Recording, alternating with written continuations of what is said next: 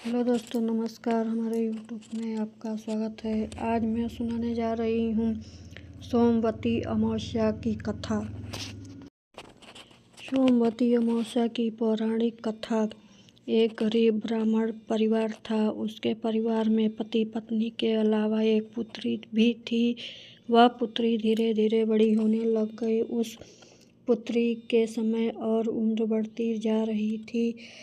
स्त्रियों का गुण विकास हो रहा था। वह लड़की बड़ी सुंदर और संस्कारी एवं गुणवान थी, किंतु गरीब होने के कारण उसका विवाह नहीं हो पा रहा था। एक दिन उस ब्राह्मण के घर में साधु महाराज पधारे और वो कन्या को सेवा भाव से काफ़ी प्रसन्न हुए और उन कन्या की लंबी उम्र का आशीर्वाद देते हुए साधु ने कहा, इस कन्या के हथेली में विवाह योग्य रेखा नहीं है। तब ब्राह्मण दंपति साधु के उपाय से पूछा कि ऐसा क्या करें कि उसके हाथ में विवाह का योग बन जाए। साधु ने कुछ देर तक सोच विचार किया और अपनी अंतर्दृष्टि से ध्यान करके बताया कि कुछ दूरी पर एक गांव में सोना नाम की धोबिन थी। एक महिला उसके अपने बेटे और बहू के साथ रहती थी, जो वह बहुत आचार विचार और संस्कारी संपन्न तथा पति परायण है।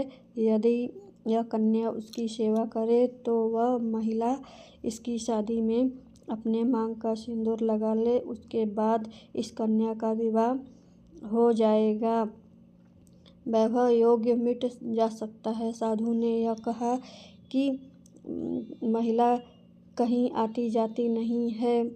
यह बात सुनकर ब्राह्मणी ने अपने बेटी से धोबिन की सेवा करने के लिए अगले दिन प्रातःकाल उठकर सोना धोबिन के घर जाकर साफ सफाई और अन्य सारे काम करके वापस आ जाती है। एक दिन सोना धोबी ने कहा, अपनी बहू से पूछती है कि तुम तो इतनी सुबह उठकर नहीं काम करती हो और कौन काम करने आ जाता है। बहू ने कहा, माँ जी, मैंने तो सोचा कि आपने किया है। सुबह उठकर सारे काम खुद ही खत्म हो जाता है, परंतु मैं तो देर से ही उठती हूँ। तो सास ने बहू की निगरानी करने लग गई। कौन है जो सुबह उठकर सारा काम कर चला जाता है।